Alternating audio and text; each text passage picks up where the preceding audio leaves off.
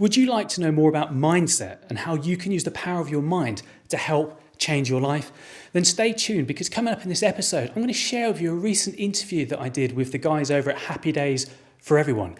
During this interview, I discussed with coach and DJ Brandon Block about all things mindset related, from breaking habits, dealing with stress and anxiety, and how you can become happier in your life. So stay tuned.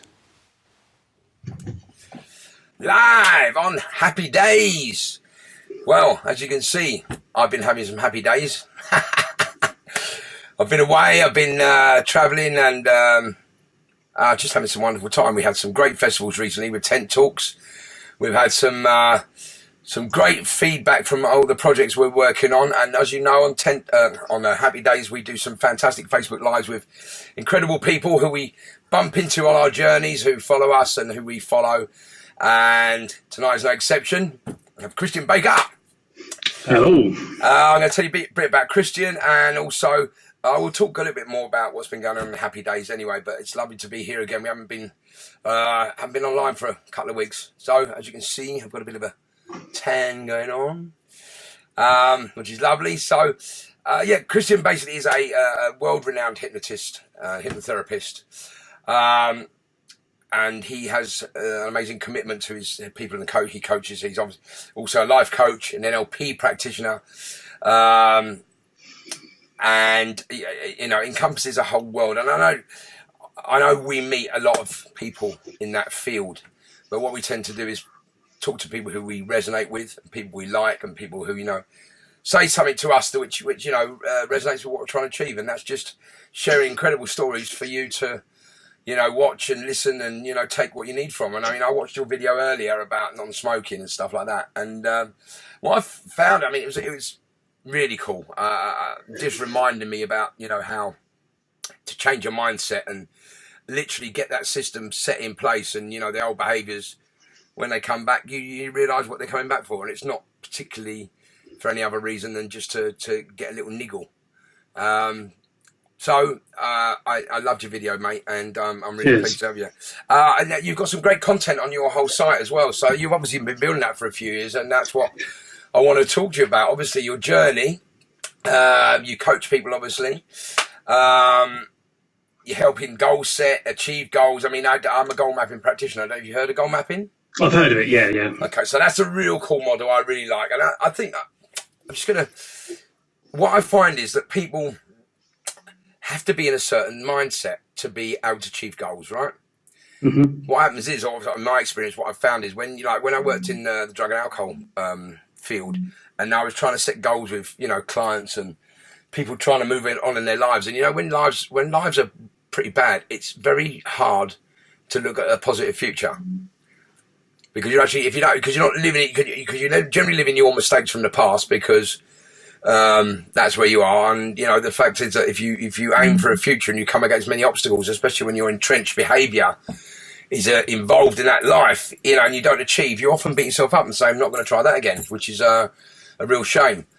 Yeah, that's predominantly, that the way the mind works is it's to protect us. Yes. And to keep us where we are. Absolutely. And although change in life is inevitable, the one thing the mind resists and tries to protect us from is change. And the mind will always default to what we ordinarily do until we give it enough of a reason to change, to do something different. And fundamentally, all clients I see, whatever tool, whatever technique, whatever label you want to put on the modality I use, is to help them change their mindset. Absolutely. And I don't get kind of hung up on the process or the technique I use. It's whatever's going to be the most effective for the person I'm sat with to help them get there as quickly and as effectively as we possibly can. Absolutely. But you're right. The key to making any change is the individual needs to reach that point of readiness and desire. And roll against. Stop resisting the whole. As you say, you trust the process, and again, you don't label stuff. I think if we, as you say, we start saying all these acronyms and various, therapies and stuff. Fundamentally, again, it's all aiming for the same area. It's about being able to manage a set of beliefs which have been and conditioned and instilled in us from very, very early in our lives, which alongside, and I don't know if you've read that Sapiens book. Have you read Sapiens? No, I haven't, no. So it just resonated with me because, and we'll go on to your story now. I just thought the conversation is quite cool, but because Sapiens is about how Homo sapiens became the species we are today, let's say. And what it is that the systems we've created over the years, which are now the way we live, you can't change. So, for instance, when the cognitive revolution happened, which is when one of the Homo sapiens stood up and thought something, as opposed to, let's say, hunter-gatherer man who doesn't think, he just gets his food, goes home, shares warmth with the family and eats and then survives and thrives that way. Whereas Homo sapien actually thought, and then thought, well, I'm not going to do the running and hunting, I shall get them to do it. Or and then they create these systems. Oh, I've thought about this, and then tells the masses. They start telling the masses in small groups in their little communities, and then they spread the word. Then you create these systems, and then over the years, they just become exactly what we come to you with. It's a great book to read, and just get it on my list. Huh? I'll put it on my list. It really is. So anyway, mate, we could discuss a lot of this stuff, and I think it's fantastic. It's an amazing world to be in because it's such a incredible minefield, isn't it? And just a wonderful place to be learning, to be honest. Always learning, and that's the beauty of it. And it mentions that in your synopsis that you're continually training yourself, and I think being able to motivate yourself to do that is fantastic. So, what took you on your journey in the first place? What was it that made you decide to come to do this work? There's not one great transformational story that I've got, to be honest. It's probably a contributing factors at a time that led me to. I mean, looking back in hindsight, I was always interested in human potential, the power of the mind. I did martial arts from the age of 15. I got all the way up to black belt, and I used to teach and coach people, and I always loved doing that side of things. So I'm always interested in sport and, what makes some people achieve versus some that don't. I nearly took psychology at A-level and then changed my mind at the last minute. But what got me onto the world of hypnotherapy initially was I didn't really know what I was doing in life, in career, and I got to a crossroads, and I'd fallen into a role that was kind of IT support, if you like. And although I've been doing this longer than I've been doing anything else, all jobs, everything I've ever done has always had an element of helping people and supporting people in one way or another. Mm-hmm. And while I was looking for some sort of training in the IT world, I stumbled across an advert for somebody who was running a training course for hypnosis. And at that point, it's just purely personal curiosity and interest. There was no desire. I didn't know enough, to be honest, to have a desire to do anything more with it. So I went on the course, and it just blew my mind. It opened my mind. It made me realise that people can change, and the mind is such a powerful tool that we underutilise. Mm-hmm. And obviously, coming from a world where I've done sport and I've been interested in sport, ever since then I've made the kind of analogy that the mind, we can work on the mind in the same way as we work on our physical body. Mm. So a lot of what I do with my clients, I say, this is just mind fitness. If you want to make a physical change, if you want to get fitter, if you want to lose weight, you go to the gym. Yeah. You go for a walk, you change your eating habits. But what you're doing to work and to strengthen and to develop your own mind, and very little. So the mind is something that, even the most confident, strongest, happiest person can always strengthen and enhance what they're doing if they apply some strategies in their day-to-day life to work on that and to develop that. Mm. So, a lot of what I do is just to help people work on their mind fitness to achieve the life they want, to be the best they can be, and ultimately to achieve the life and the results they want, whether that be in sport, business, or life. So I mean, the sort of clients you have as a let's say, what do we call them? I used to call my clients a caseload. So I suppose your case. So are they particular? Are they particular type, but do they come to you with particular, issues or problems, or is it just literally about? I mean, I see how it can adapt, and obviously, you can transcend and cross all platforms and use the mindset changing thing. But I mean, for me, I've often worked with people who have issues around, substances and stuff like that. Mm-hmm. Maybe because of that, they resonate to me, which is fine. Yeah. I'm absolutely, cool with that because, I have my own experience, etc. So, I mean, you said, what sort of people come to you? I mean, is it literally across the board? Yeah, I've been doing this 17, 18 years full time, so I've done it longer than anything else. Yeah. And over the years, it varies. You mentioned smoking, and that's something I've helped people with since sort of day one, and still today I help people do that. And there's some generic topics, areas, issues that I work with, but it goes in cycles really. Mm-hmm. I'd probably say now, probably more than ever, the underlying theme that I'm helping people with is anxiety related issues. And on the flip side of that coin, the opposite of that is self-confidence. If someone's anxious, usually their confidence is took a battering, and vice versa. Yeah. So I'd say in one way, shape or another, those two elements underpin pretty much everything I help people with. But my clients are so varied. I always say I work with people from house husbands to household names in, the world of sport, business, media. Everybody's the same. Everybody's human. Yeah. And,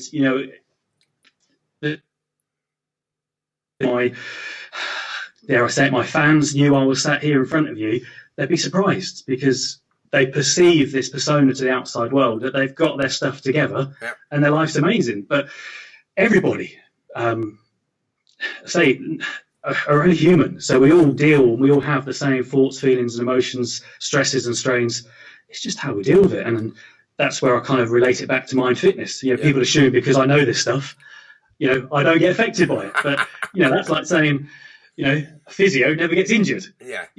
I totally get it. We're only human. But like I said, it's the ability to work on these things, to pick ourselves up from these things and change them when they arise. I was going to say, going back to the anxiety and quickly, we are human, you're right. And, the fact is that we are creatures of habit. We use behaviours because we learn them and then they repeat them easily. If they make us feel good and change the way we feel, we're going to continue to do it. And this is why we have to break those cycles because, obviously with using the hypnosis and the NLP, you're probably, I'm not knowing because I don't know and I'd love to do a session with you. So I'm assuming that during the hypnosis or the trance state, you can use NLP to change the thoughts or the thinking processes? Yeah, absolutely. I mean, for years I did hypnotherapy before I even formally looked at NLP. Yeah. And as anybody who has studied NLP will know that the model was combined by following some successful therapists in different worlds, and one of which was Milton Erickson, the hypnotherapist. So a lot of what I did, I was already doing, not knowing that it was what people were labelling as NLP. But you're absolutely right. People often say to me, does it work? You can't hypnotize me and all these kind of things. But the truth is, strip it back to its basics. The hypnosis bit's the easy bit. If somebody wants to make a change, if somebody wants to use that to help them, that alone is not going to make a difference. No. Hypnosis in its purest form, the majority of people will find it very relaxing. It's very similar to kind of guided meditation, guided relaxation processes, which have been around for centuries in different ways, shapes, and forms. But if somebody came to see me, for example, and I just hypnotized them, went out had a cup of tea and came back an hour later, apart from being a relaxing experience, nothing's going to have changed. But that being said, going back to the stress and anxiety, I think in modern world, none of us relax enough. So at that level, it's going to be beneficial and it's going to be helpful because somebody's experiencing stress and anxiety in their life. You can't be relaxed and stressed and anxious at the same time. So the more variety of ways you can incorporate into life to help you to relax, to unwind, to switch off is, without a shadow of a doubt, going to be beneficial. But you're right, it's then what we do in that level of awareness that makes the difference. And yes, you can use strategies that some people call NLP. It's the transformational work that you do that's going to make the difference, not the level of awareness itself. So, I say to people, if you sit there and feel different, relaxed, great. If you feel as if you're sat there humouring me, thinking, what on earth is this guy going on about? I don't feel any different. It's fine. It doesn't matter. It's your desire, it's your willingness to achieve the said outcome that's more important than the level of awareness itself.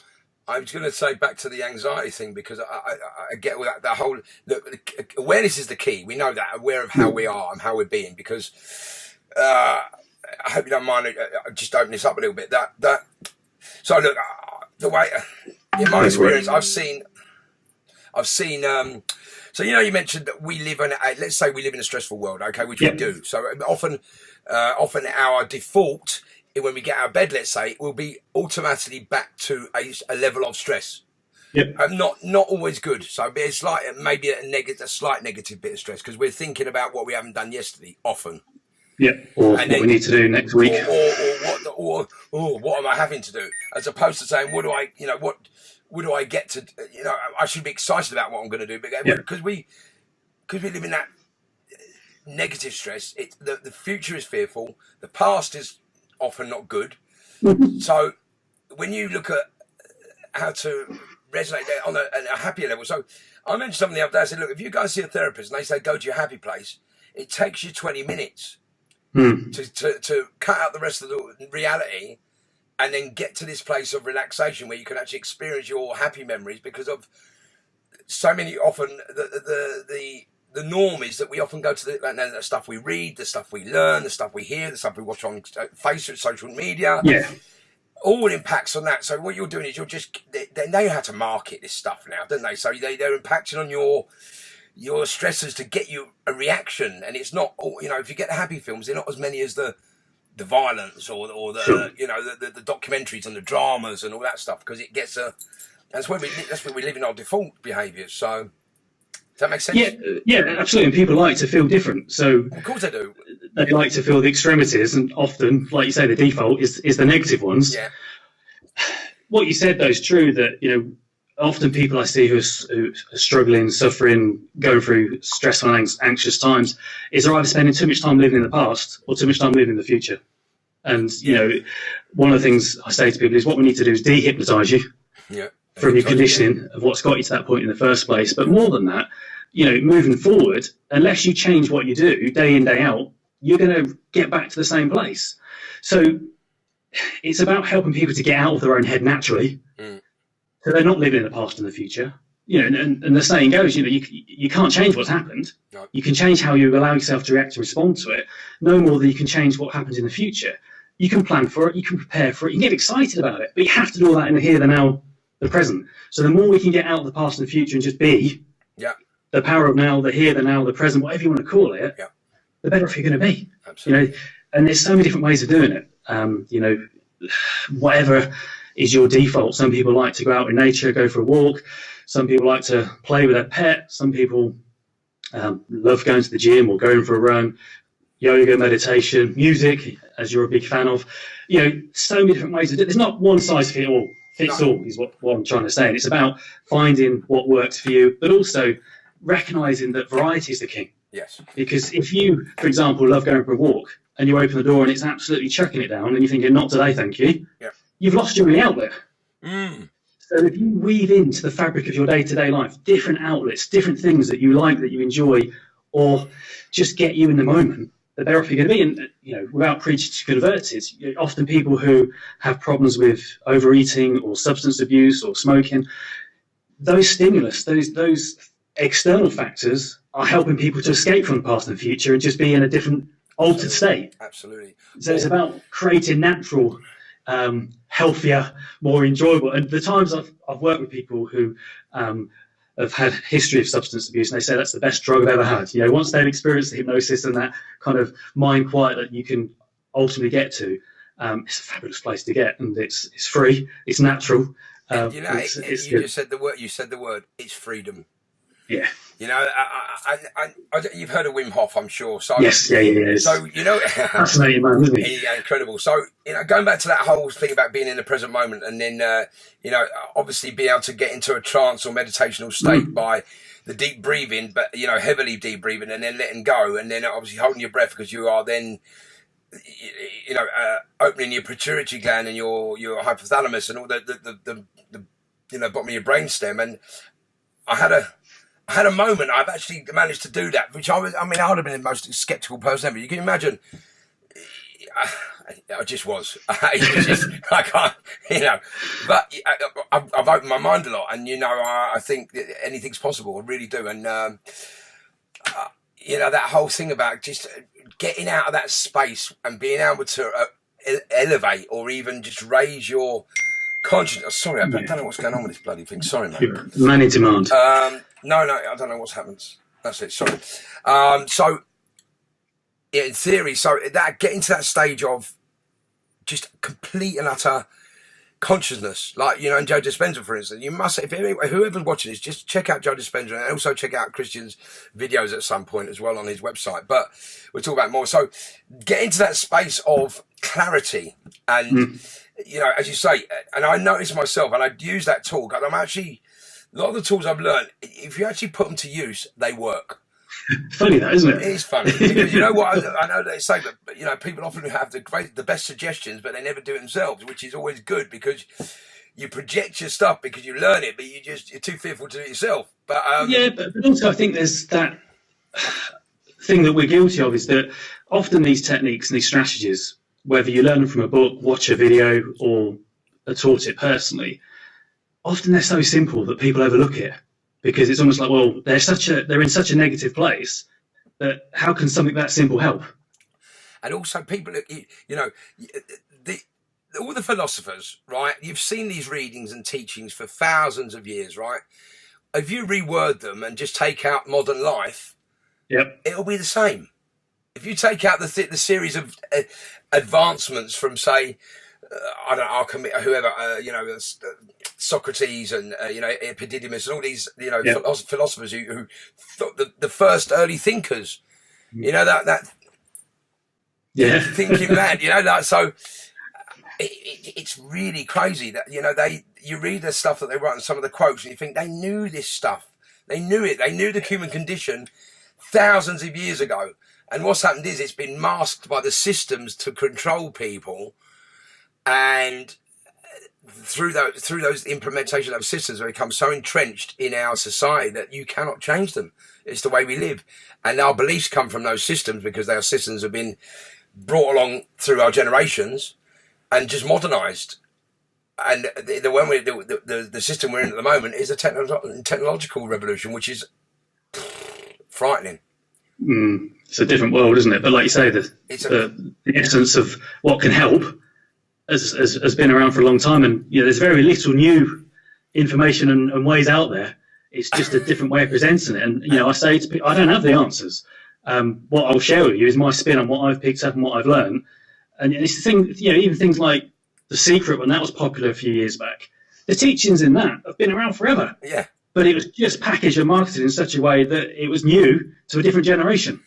And I think people, as you well know now, the consciousness and awareness of how we are as people and how we're now being, how we're actually living our daily lives in this place of real unhappiness.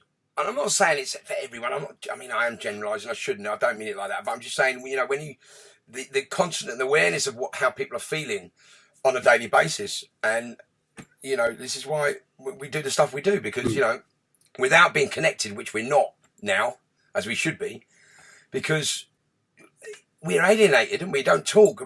Thank God this is one aspect of the media and the technology, which is fantastic, because you get to talk to really cool people and spread words. But generally, when you're living in that world of comparisons and actually just involved in your phone every day, you're not communicating. You send messages through WhatsApp, through text, email, through Messenger, through Zimo, from Vimeo, from this and that. There's not one of those which is actually interacting with anyone.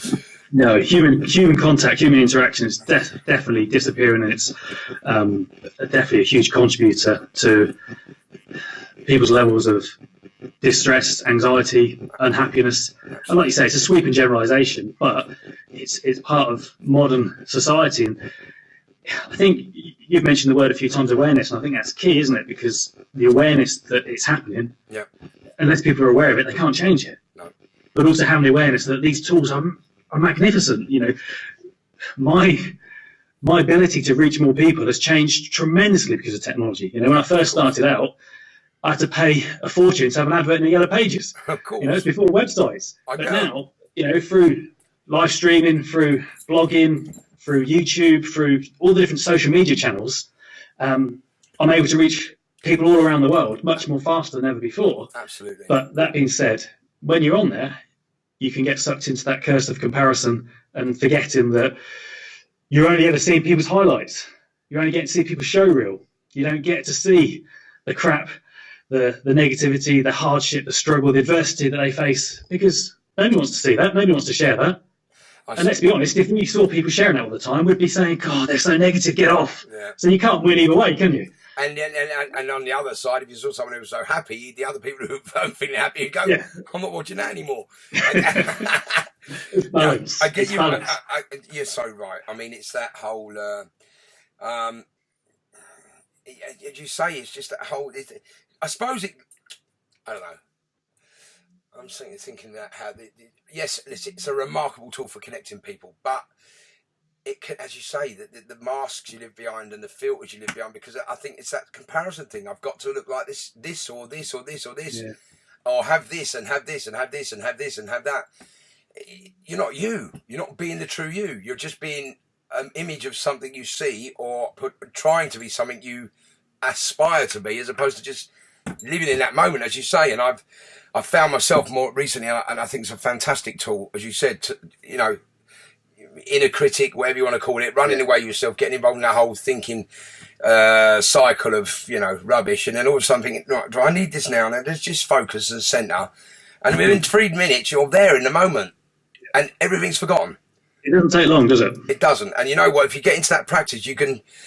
I think it's having a choice, a conscious choice of, and which is what we have, and what you're able to give people, and what by working with those powerful commands, you can enable people to choose as opposed to react.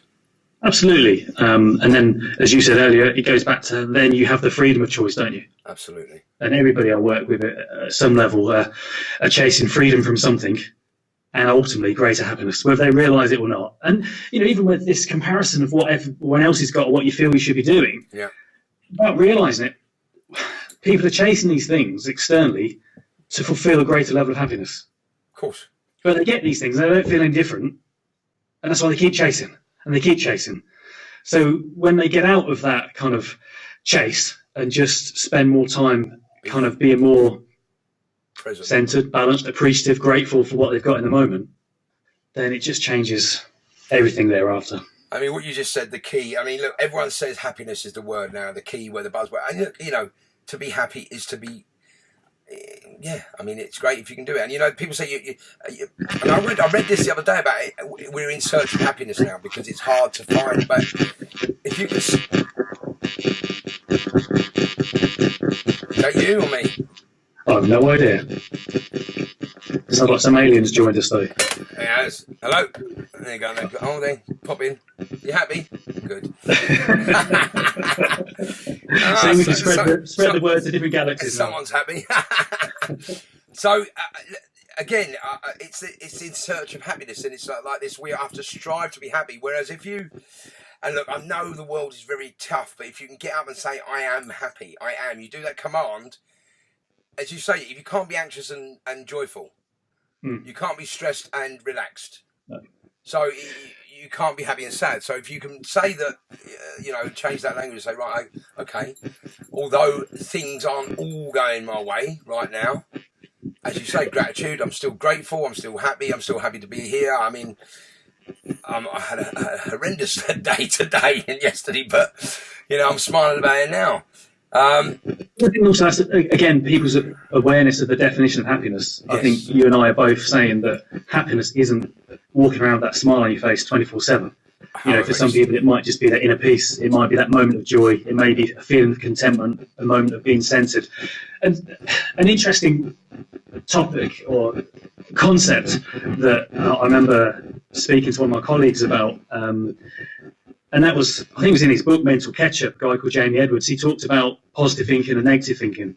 And he said that positive thinking is the biggest mistake in sort of personal development. Yeah. The key is neutral thinking. Right.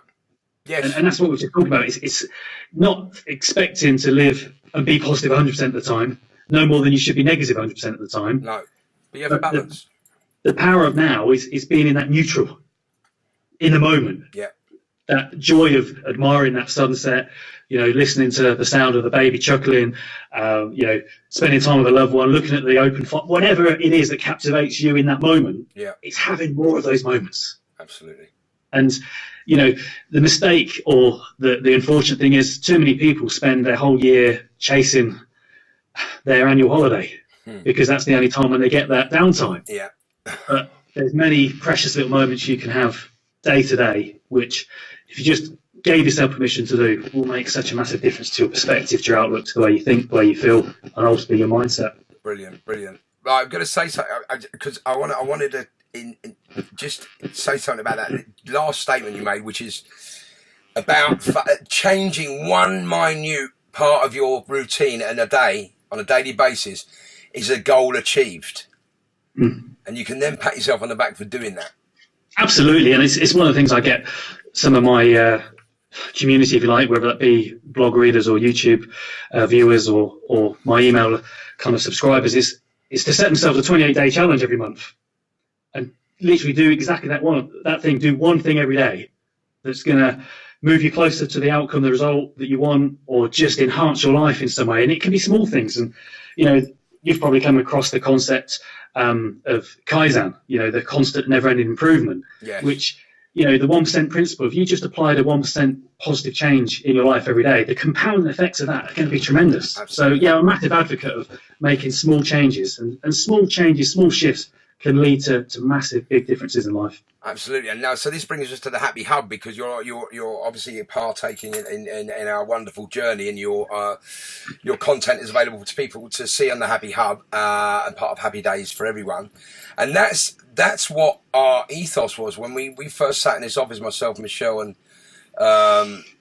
Gaynor, and we sat and we just said, how can we send a message out that, without getting involved in that whole world of, go to the back and sign up for sign your life away type stuff. But I mean, how is there a way we can, get in touch with people and contact people and touch their lives by just, sharing what we experienced? And it was like by saying, if you change one small thing every day for a period of time, and you move on to the next thing because you've achieved a goal, you will resonate on a different level, because each day you're achieving something more, you're actually giving yourself a pat on the back, and you're not.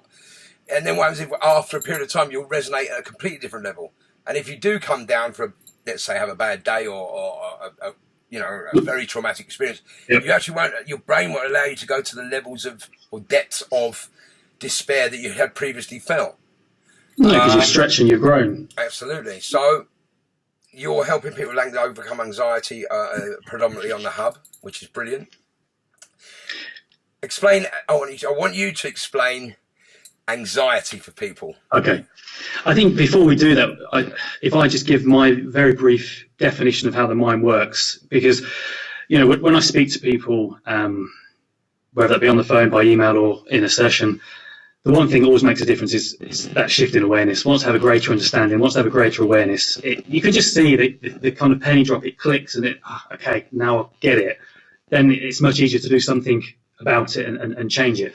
So for me, there's two parts of the mind that I help people with: conscious, subconscious. And if people watching this disagree or have their other opinions, that's great. This is just the model I work with, and that's all cool. So for me, the conscious part is the logical, the intellectual, the rational part, the part that kind of can listen to this, can read the books, can have the conversation with themselves or a friend or a loved one, know the change they want to make.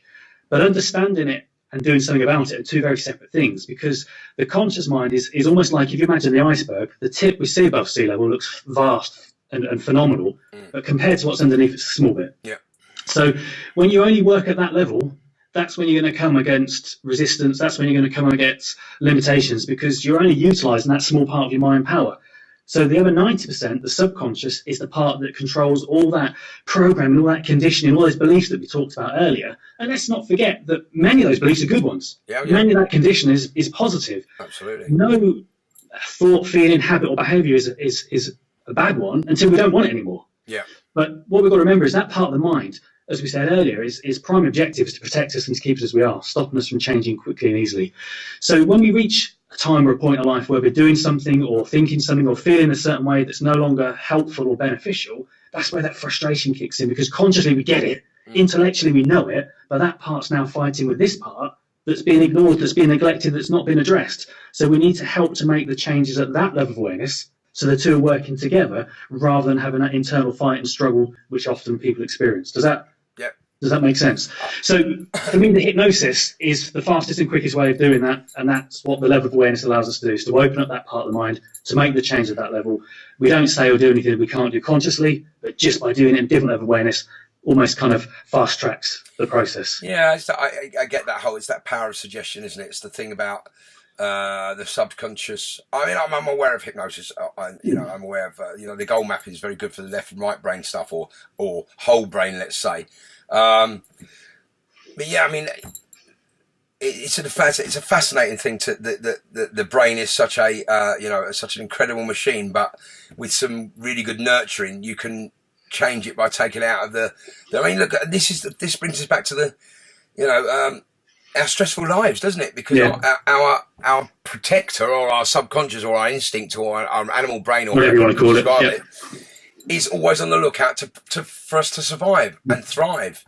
So everything that we're bombarded with is considered, as we perceive it, is considered maybe a threat. I mean, when we get, when we see cats and with their lovely videos and stuff on telly, and we go, oh, they're lovely, and lovely. I mean, we know that's nice stuff, and we have to watch that. Look, we can talk about this for hours, and I'm really, it's going to be a long one when we do. So, right. But let me answer that question about anxiety, because I think let's talk about it. I know my ideas of anxiety, but obviously you work a lot with that, and I did used to work a lot with that. So just explain it to people. So. Just what you said, really, about anxiety, whether you call it stress, fear, tension. It's that primitive response that the mind has that perceives what's going on externally. So it's a natural, innate response. It's that survival, fight or flight response. We can't turn it off. We would want to, because it's there to protect us. But going back to modern living, there's very few occasions where we need to have that state of alert to prepare us to fight or to run away from something. If we were to walk outside and there was a wild animal, it'd be great to have that response, to get the heck out of there. If you have the confrontation with somebody, you need that adrenaline rush to deal with it. Yeah. But when you're thinking and worrying about things that probably will never come to fruition, your body is going into that kind of state of alert. And the people I see are pretty much living in that state of alert constantly. But that level of awareness should only be like the fire alarm, break glass and emergency only. So what people are experiencing is they're having an appropriate response, but they're having it to inappropriate things. And it's kind of what we need to say to the mind is, look, the mind is trying to look after you. Yep. So we need to say to the mind, thanks for looking after me. You're doing a brilliant job, but you're overprotecting me. Can we just turn this response down? Can we just mute it so it's an appropriate level to deal with things as they emerge? Because when people are living in that state of alert, the worst thing would happen is if that outcome that they're worrying about or they're fearing comes to fruition, the worst they're going to have is the feeling they've got now to deal with it. So if we can just deal with it and have it when it emerges, it just helps to kind of put things in balance and perspective. So, I say, if you imagine your fight or flight on a scale of 0 to 10, by the time people get to see me, they're usually on the 10 plus scale. So we need to reduce that to a level that is just under the radar, that it will come up if it needs to. But for whatever reason, and it's probably a good point to mention that probably 9 times out of 10, people aren't in that anxious state for a particular reason. It's usually a combination of factors that have led their levels to go up and get to that point.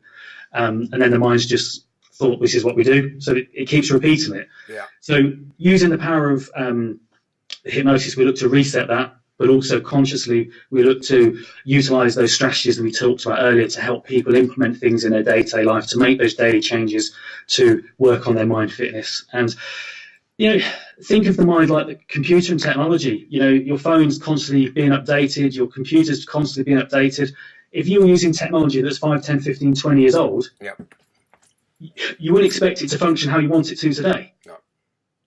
But the mind's the same. It's almost like often we work into out-of-date programming that doesn't serve us well anymore.